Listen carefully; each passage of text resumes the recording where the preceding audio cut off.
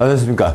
여러분과 함께 2018년 제27회 공인중개사 시험 부동산 공법을 같이 공부하게 될 이환재입니다.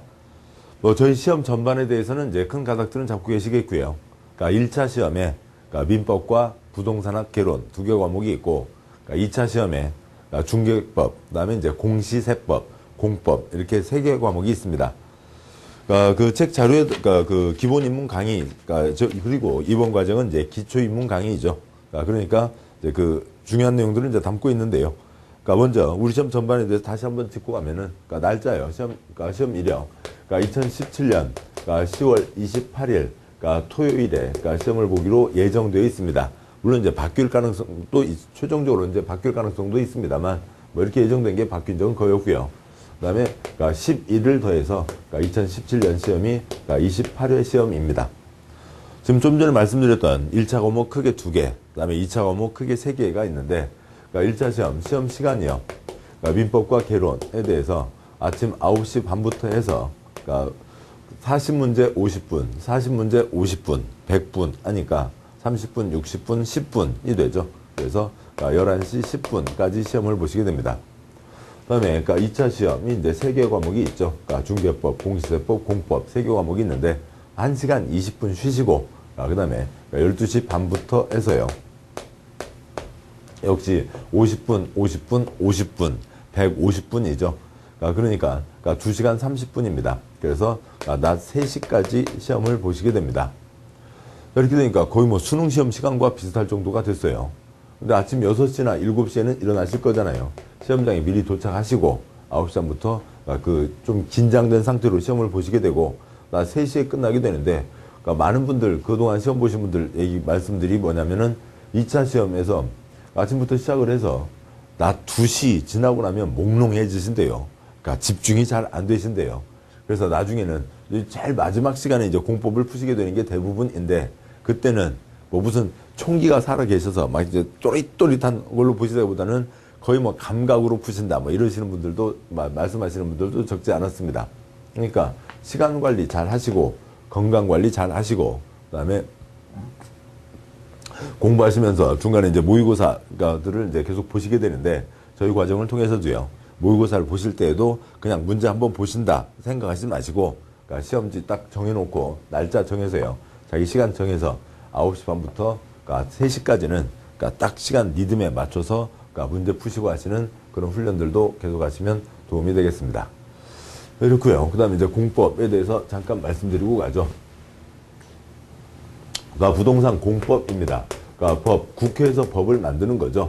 그 다음에요. 그 중에 이제 공법이 있고, 그 다음에 이제 공법이 아닌 걸로 사법, 개인 간의 관계를 다루는 사법 영역이 있습니다.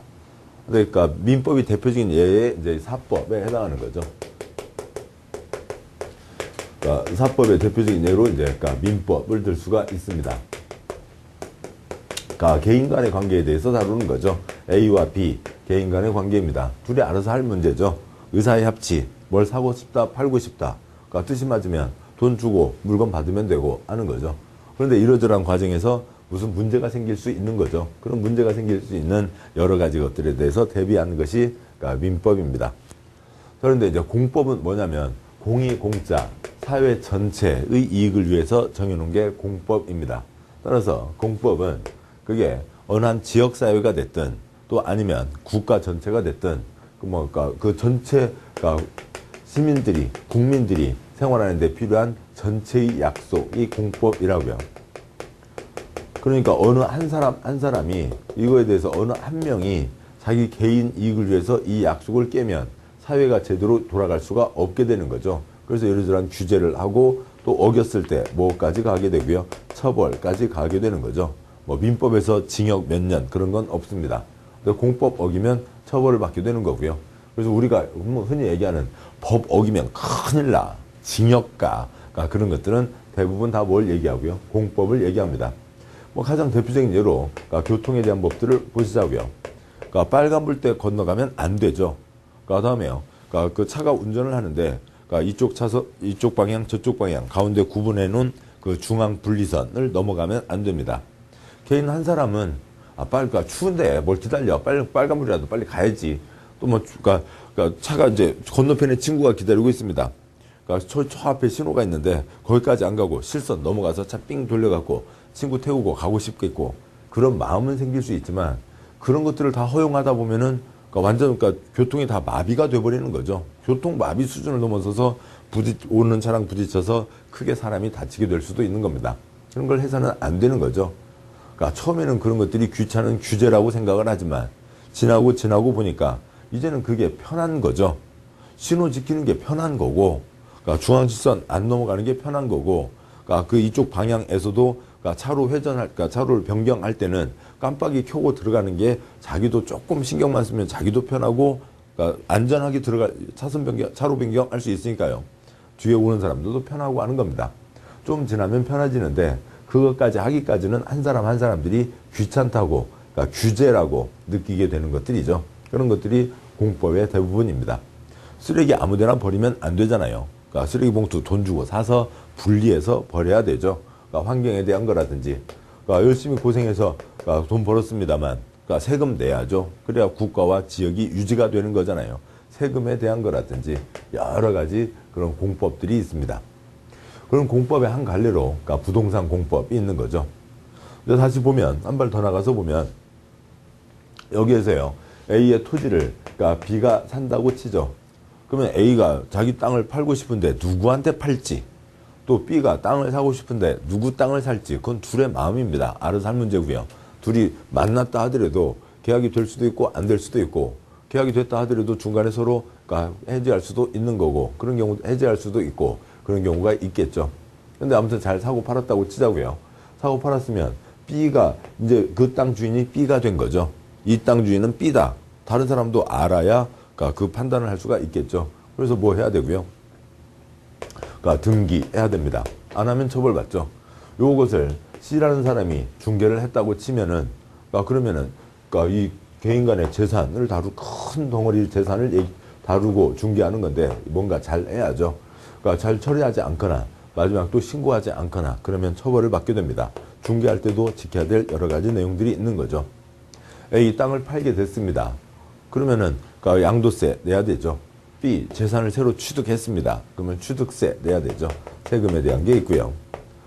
B 땅을 샀는데 그 땅에 대해서 자기 땅이라고 자기 마음대로 손댈 수는 없다고요. 토지에 대한 이용에서요. 그다음에 B 자기 땅 샀다고 해서 그 땅을 자기 땅이니까 자기 땅이다 마음대로 건축할 수는 없다고요. 건축도 금지돼 있죠. 옆집 아랫집에 피해를 주면 안 됩니다.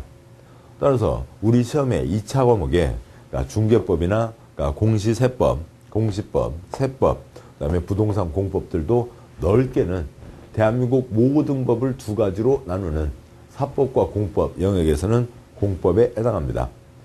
사회 전체가 유지되기 위해서 필요한 약속을 정했고, 그것을 위해서 한 사람들은 다 그걸 지켜야 되는 거죠.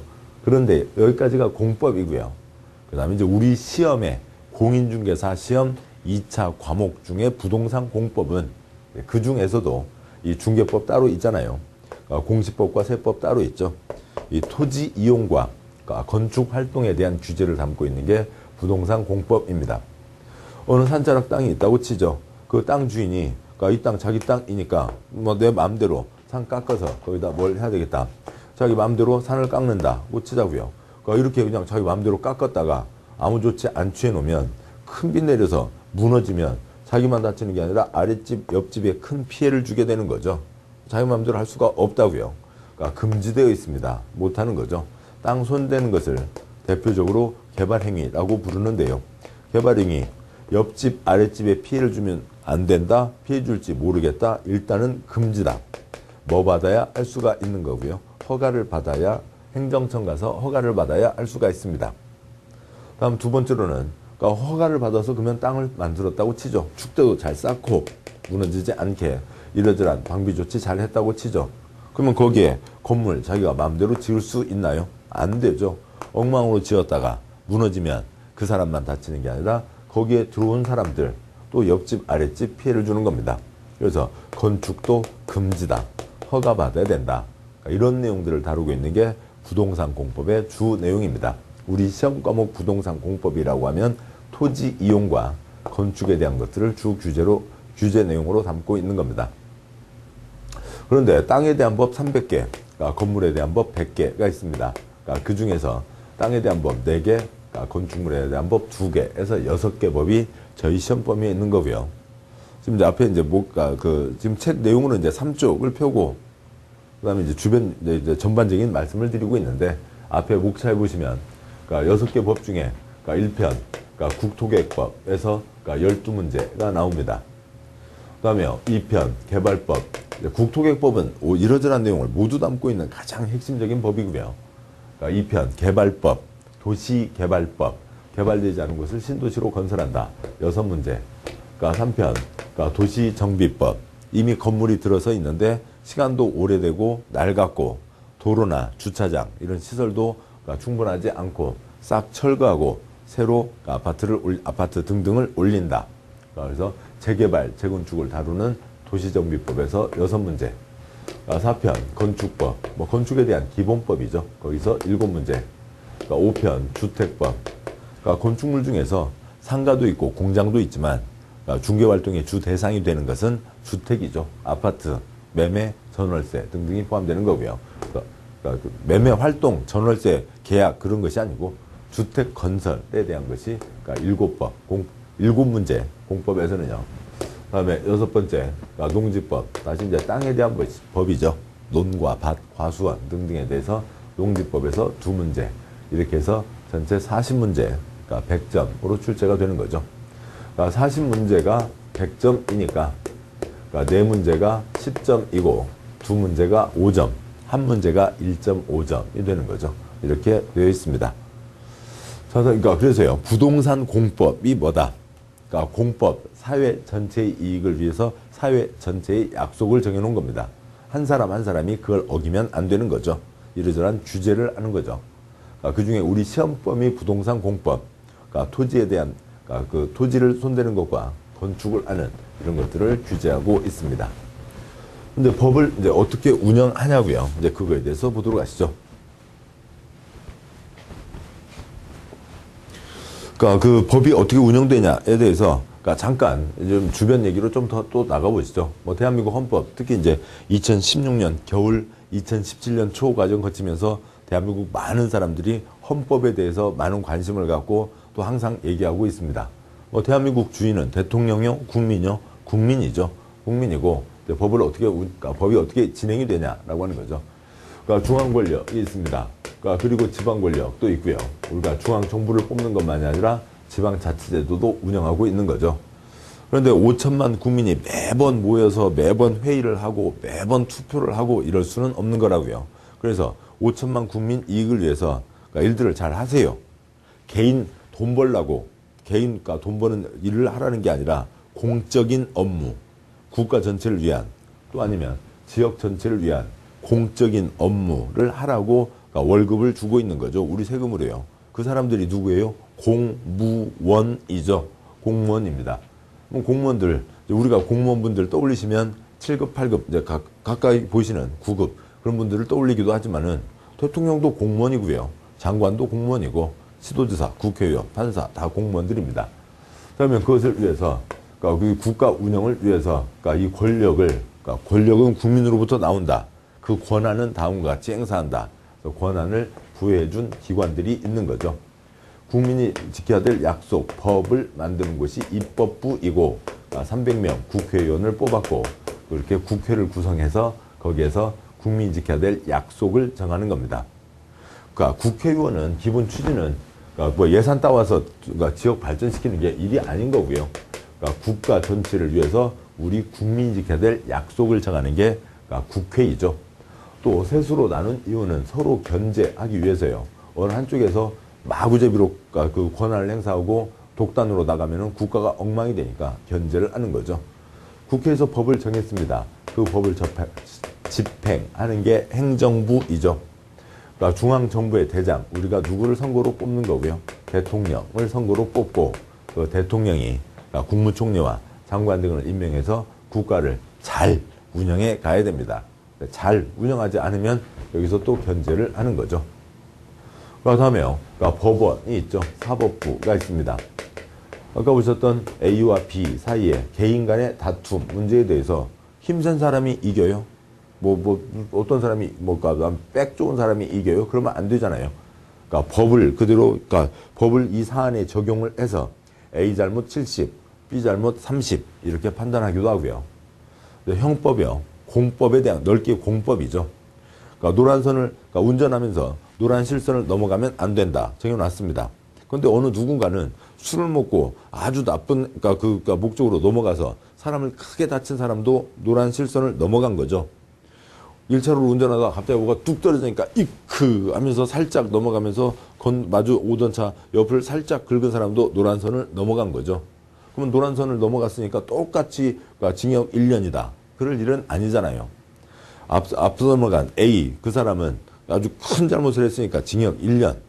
B 이 사람은 살짝 잘못, 그러니까 큰 고의가 아니고 살짝 잘못 실수를 한 거니까 그건 뭐 벌금 10만 원 이렇게 그러니까 어느 사안에 대해서 경우마다 법을 적용해서 판단을 해야 되는 사람이 필요합니다.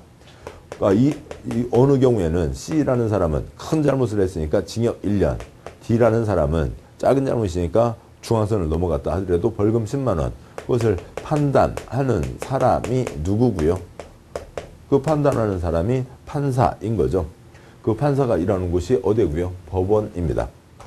그래서 민사상의 다툼에 대해서, 그러니까 형사상의 잘못에 대해서 그러니까 법을 적용해서 판단하는 사람이 그러니까 판사이고 그러니까 법원에서 일을 하고 있는 거죠. 물론 이제 헌법재판소도 사법부에 해당하고요. 지금 서로 견제하는 거죠. 그래서 행정부에서 일을 잘 못하고 있다고요. 행정부에서 일을 잘 못하고 있으면 그러니까 이쪽 입법부에서요, 국회에서요, 방빼 하는 거죠. 방빼, 그러니까 탄핵 의결을 했습니다.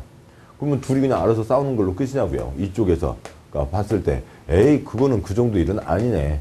아이 정말 방뺄 일이네. 라고 하는 걸 판단하는 게 사법부 중에 지금 헌재에서 뭔가 여러 가지 일들을 하고 있는 걸 또 국민들이 알고 계십니다.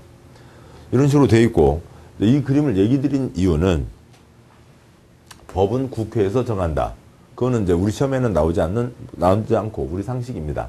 다음 두 번째로 그 법을 집행하는 게 행정부인데 행정부 중에 누구와 어떤 내용의 법을 집행하냐고요. 그것들이 이제 뒷 내용에 계속 이어지게 됩니다.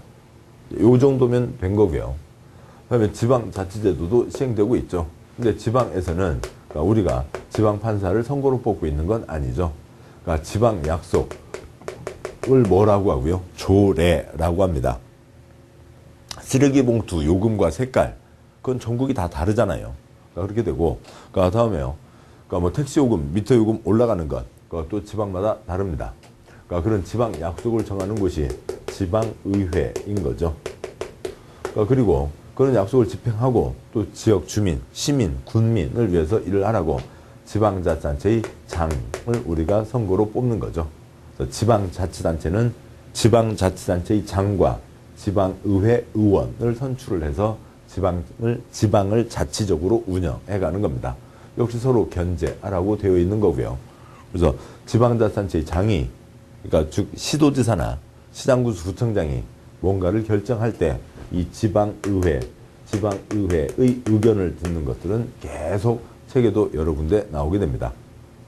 지금 여기서는 법을 집행하는 게 행정청, 행정청은 어떻게 짜져 있냐를 보실 거고, 그 다음에 지방자치단체 장이 뭔가를 결정하려면 지방의회의 의견을 들어야 된다. 여기 이 정도까지만 우리 시험과 관련되는 내용으로 이어지게 됩니다. 그러면 이 지방자치단체 장, 그러니까 행정부, 여기는 어떻게 구성되어 있냐고요. 그거를 이제 보셔야 되는 거죠. 그걸 보기 위한 전제로 이어지는 게, 그러니까 국회에서 법을 정했고 그 법을 집행하는 게 행정청, 관청인 거죠. 그러니까 어떤 거예요? 국민 한 사람 한 사람이 자기 이익을 위해서 뭔가를 하는데 그걸 할 때 옆집, 아랫집에 피해를 주면 안 된다라고 하는 거죠. 그러니까 그렇기 때문에 그러니까 일단은 그러니까 걱정되니까 금지시켜 놓은 거죠. 나는 피해 안 줄지요. 이 정도는 피해도 아니지 뭐. 그러니까 그런다고 해서 그걸 다 방치하면은 서로 또 이러저러한 다툼이 계속 생기게 될 거잖아요. 법에서 안 된다. 법에서 요거는 갖춰야 아랫집에 피해를 안 주는 거다. 그럼 누가 이거 갖춰서 하겠습니다. 그래 다 갖췄으니까 당신은 할 수 있다. 이런 것들을 법으로 정했고 집행하는 게 행정청인 거죠. 일단은 다 금지시켜 놓고, 그러니까 허가 신청을 넣어서 허가를 받아야만 그 행위를 할 수 있게 하는 거죠. 그러니까 토지에 대한 이러저러한 활동이나, 그러니까 그러니까 건축물을 건축하는 이러저러한 활동들에 대해서 규제하는 게 부동산 공법의 중요한 한 축입니다. 그런데 이것만이 부동산 공법은 아니네요.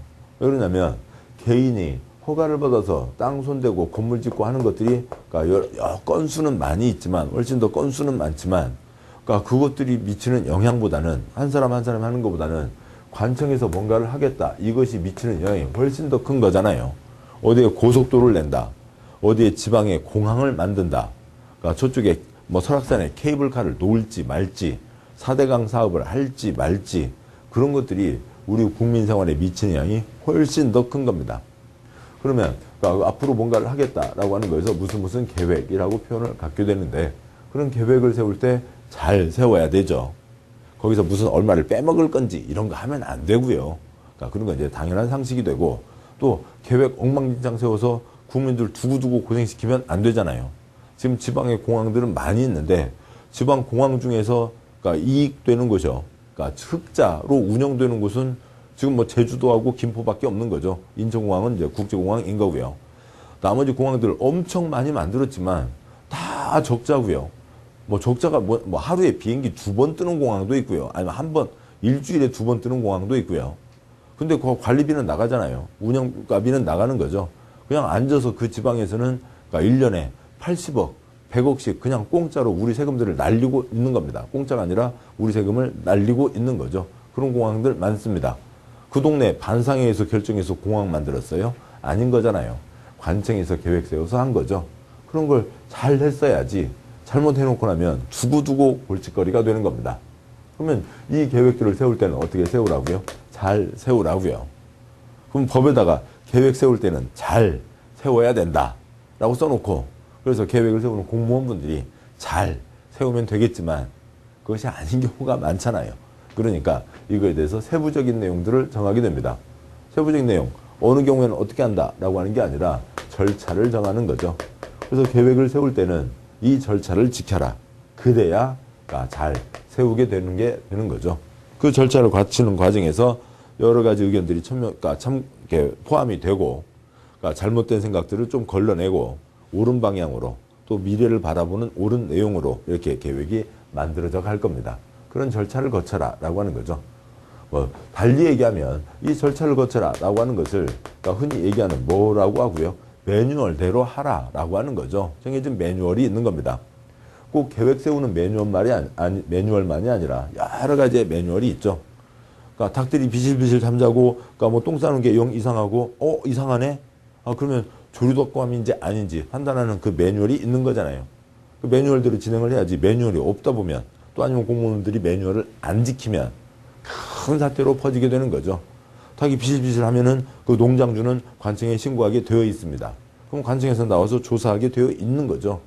그걸 우왕좌왕하면 안 된다고요. 와서 조사를 하고 그러니까 그다음에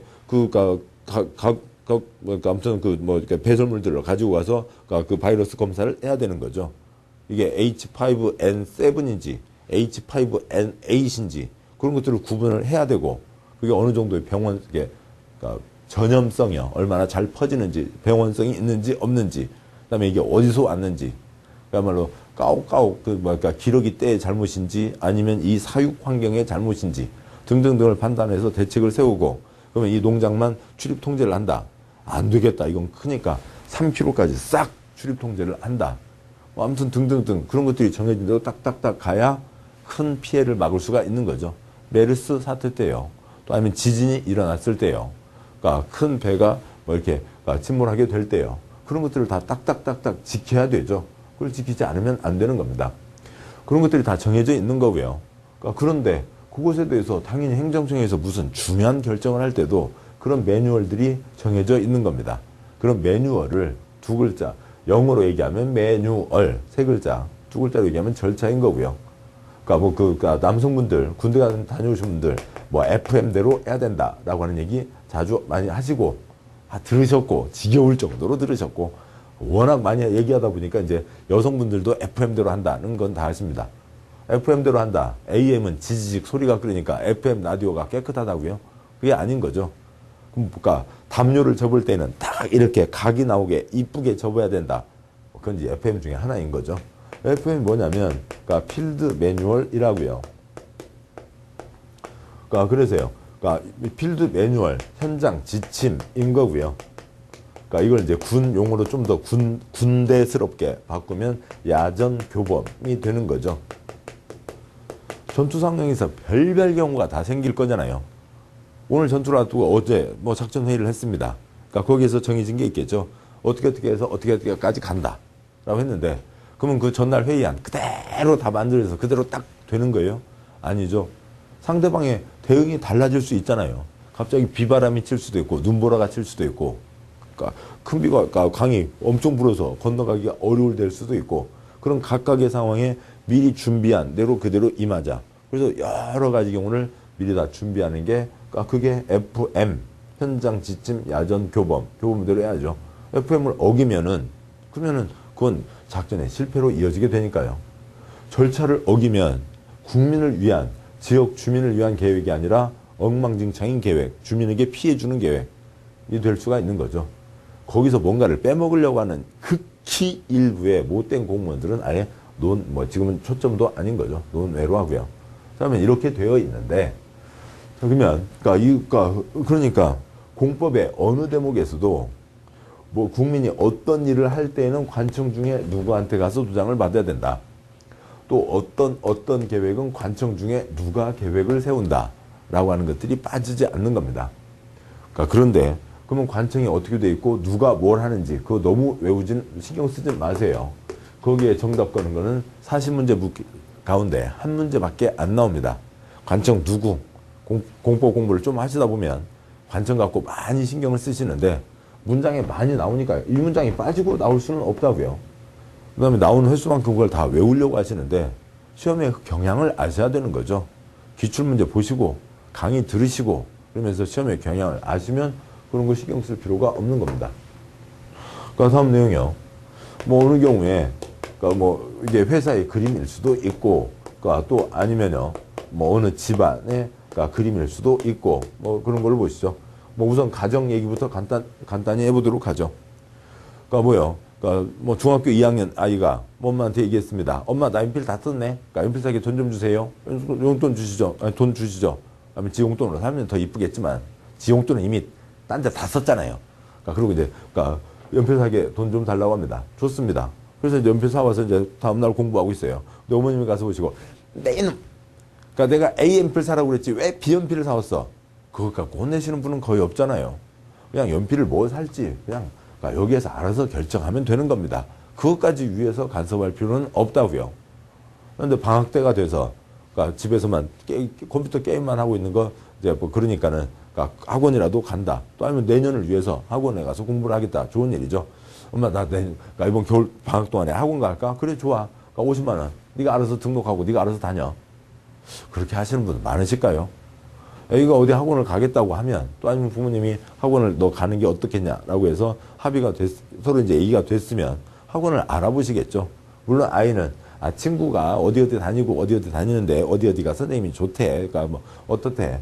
그러니까 그리고 친구들도 막 거기에 친한 친구 누가 있으니까 나 거기 가고 싶어라고 얘기를 하더라도 그거에 대해서 최종 결정은 부모님이 하시는 경우가 대부분이잖아요. 학원 등록은요. 그래서 그 아이 학생에게 맡길 일도 있고 그다음에 학생 의견을 들어서 위에서 부모님이 결정할 일도 있는 겁니다. 똑같은 그림 회사에서도요. 회사에서 B 부서에 그 정도의 예산 배정도 하고 권한도 줘서 거기에서 결정해서 예산 집행까지 하는 경우도 있고요. 또 어느 내용은 그러니까 P팀에서 그러니까 기한서는 써 올리지만 여기서 결정할 수는 없고 위에서 결정을 해서 기한, 결제해서 일이 진행되는 경우도 있는 거죠. 있습니다. 자, 여기를 그러니까 사람들을 바꿔본다고요. 그냥 지금 똑같은 얘기를 하는 거고요. 그러니까 국토부 장관, 그러니까 특별시장, 그러니까 광역시장, 도지사, 시장, 군수입니다. 그런데 이렇게만 이제 써지면 의학이에요. 그냥 똑같은 얘기였는데 비슷한 얘기가 흘러가는 건데 여기에 사람 이름이 나오면 막 저걸 다 외워야 되는 것 같습니다. 한 문제밖에 안 나온다고요. 40문제 중에 한 문제니까 외울 필요 없는 겁니다. 그러니까 그러고요. 외우지 않아도 합격에 아무 지장 없는 거고요. 뭐 두 번째로는 그 정도는 그냥 하게 하는 모양이네. 그렇지. 그건 지 맘대로 하면 안 되겠지. 그러니까 위에 도장을 받아야 되겠지. 그런 것들이 갈라지는 겁니다. 행정청 처음부터 끝까지가 다 이거죠. 관청 중에 누가 하냐라고 하는 거에서 혼자 자기가 끝까지 결정하는 경우도 있고 아랫사람 계획 세워서 위에 도장 받는 경우도 있습니다. 그러면 지금 잠깐 말씀드렸던 이 행정청 이건 어떻게 되어 있냐고요. 여기까지가 배경 설명이고 그 다음에 내용에 들어가게 되는 겁니다. 보시면 체계 3쪽에 1장 1절 행정체계가 있죠. 중앙정부도 있고 지방정부도 있습니다. 그러고요.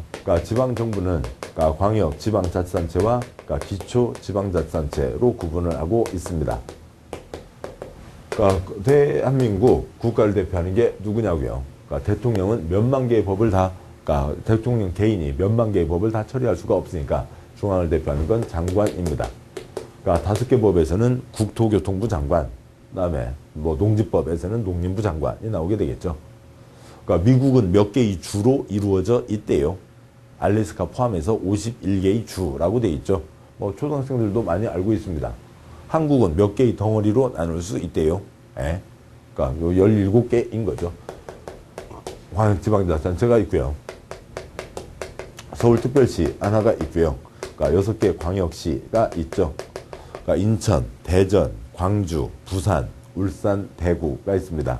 그 다음에 세종특별자치시가 있고요. 그 다음에 도 8개가 있죠. 경기도, 충청 남부, 전라 남부, 그 다음에 경상 남부, 강원도가 있습니다. 제주 특별자치도가 있는 거죠. 이상해서 17개가 있는 거고요. 그 다음에 기초지방자치단체로 서울특별시 종로구 등 25개 구가 있고 인천광역시 부평구, 인천광역시 옹진군, 부산광역시 해운대구, 부산광역시 기장군이 있는 거죠. 그러면 세종특별자치시는 모든 권한을 세종시장이 다 처리하고 선거로 뽑는 시군구 없습니다. 경기도 의왕시, 경기도 가평군이 있는 거죠. 제주도 역시 선거로 뽑는 시군구 없고 모든 권한을 다 제주도지사가 다 처리를 합니다. 자, 이상 되고요. 그래서 근데 여기 특별시, 광역시, 특별자치시, 도 또는 특별자치도 여기가 이름이 기니까 여기를 다 묶어서 부를 때는 시도 이렇게 부르고 있습니다. 사람으로 얘기하면 장관, 시도지사, 시장군수, 구청장이 되겠죠. 이렇게 되고요. 그 다음에 여기 시 중에 인구 50만 이상의 시를 대도시라고 그래서 대도시에게는 더 큰 권한을 주는 게 있습니다. 여기까지가 있는데 이렇게 놓고 보니까 익숙하지 않은 거죠. 생소한 거죠. 복잡하게 느껴집니다. 그런데 뭐냐면 우리 쓰는 주소 그대로라고요. 외국에 친지분하고 통화가 됐습니다. 야, 내가 뭐 보낼게. 니네 집 주소 알려줘. 그럼 대한민국, 인천광역시, 남동구, 무슨 동, 몇 번지로 되는 겁니다. 대한민국, 경기도, 가평군, 무슨 면, 몇 번지로 가게 되는 거죠.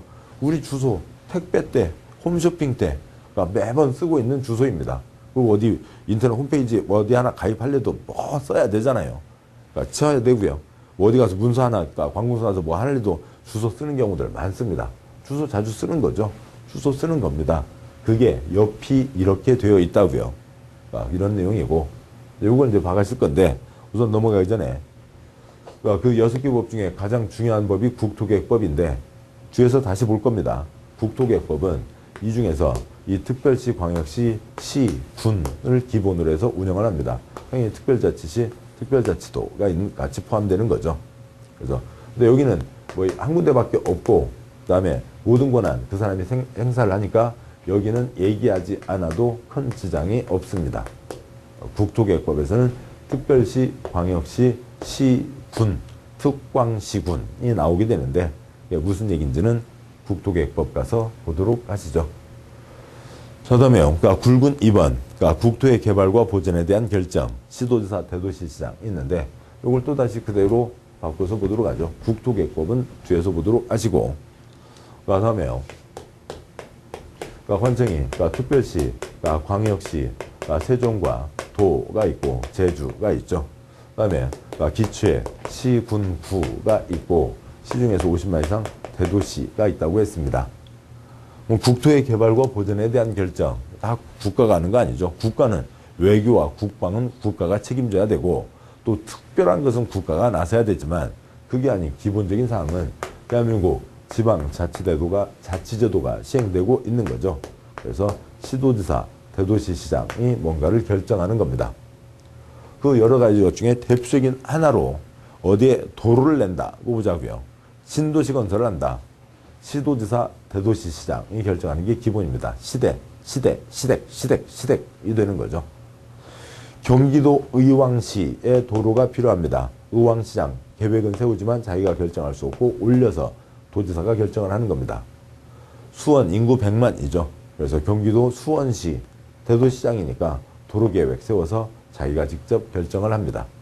그래서 굵은 이번에 바탕에 있는 시도지사 대도시시장이 결정하는 게 원칙이고 대부분이고 그게 아닌 경우들이 여러 가지가 있는데 몇 가지가 있는데 그것들은 그 자리 가서 보도록 하시죠. 또 행정청 자체는 시험의 초점이 아니니까요. 내성들을 보셨고 책 넘기지 마시고 그대로 놔둔 상태에서 한 가지만 더 말씀드리면 그러니까 부동산 공법을 공부하시는데 그러니까 첫 번째는 새로운 용어가 워낙 많이 나옵니다. 그래서 이 용어 싸움에 이기셔야 되죠. 우리가 지금 상식 공부를 하시는 게 아니라고요.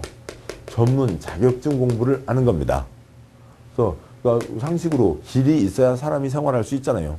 지금 공부하고 계시는 그 자리에 계시기까지 어디에서 오셨는데 버스를 타고 오셨던 걸어오셨던 자동차로 오셨던 길을 따라서 오신 겁니다.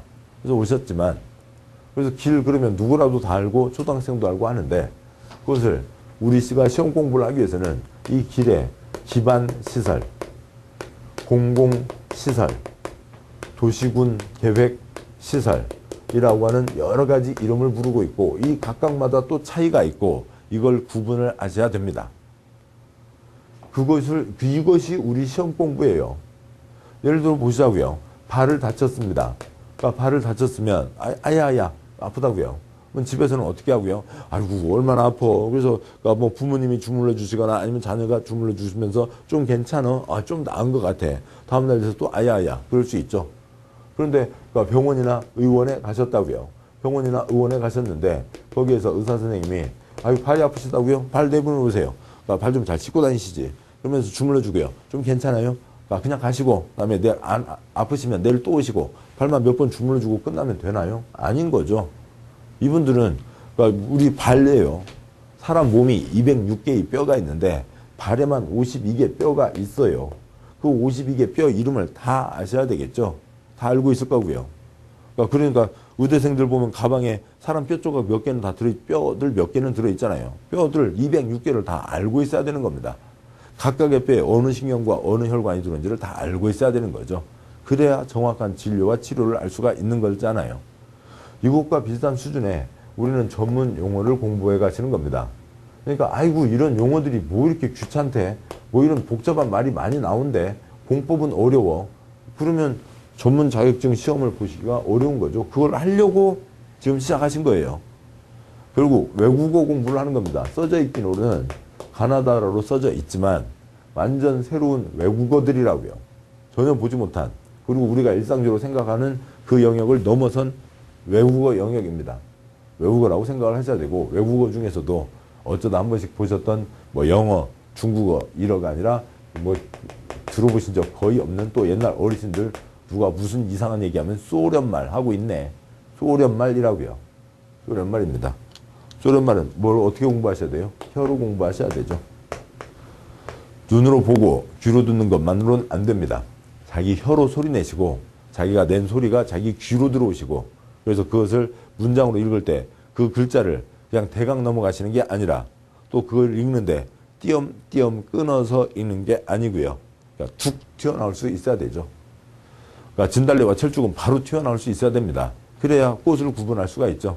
그냥 빨간 꽃 그러고만 있으면 진달래와 철쭉을 구분할 수가 없는 거잖아요. 꽃집에서 일하시는 분들은 그 별별 이쁜 꽃들 아니면 별별 나무들 이름을 다 알고 계셔야 그 구분이 되신 일을 하실 수가 있는 거죠. 그러려면 그 이름을 버벅거리면은 이 내용을 알 수가 없어요. 혀에서 두두둑 나와야 됩니다. 혀에서 소리만 나오면 그 내용이 들어와요. 소리를 내셔야 되는 거죠. 소리를 내셔야 되고 양이 많은 만큼 두 번째로 양이 많은 만큼 어떻게 하시는 거고요. 반복하셔서 공부하시는 거죠.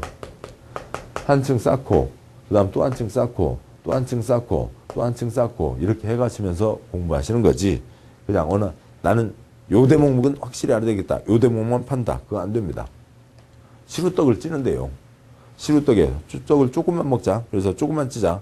시루떡에 4분의 1만큼 세워 올려서 시루떡이 쪄져요? 안 되잖아요. 얇게 2층, 아니면 좀 많이 나눠 드시려면 얇게 4층. 그래서 층층층층 쌓아 올리는 거죠. 모르시는 겁니다. 모르시는 말들을 배우시는 거라고요. 어떻게 알아요? 반복이죠. 혀로 소리 내시고 반복을 하시면 됩니다. 지금 이 과정이 기초입문 과정이긴 합니다만 그 별표 표시 보시면 아시겠지만 기출 어느 정도 시험에 나왔는지를 다 기출 표시해 놨습니다.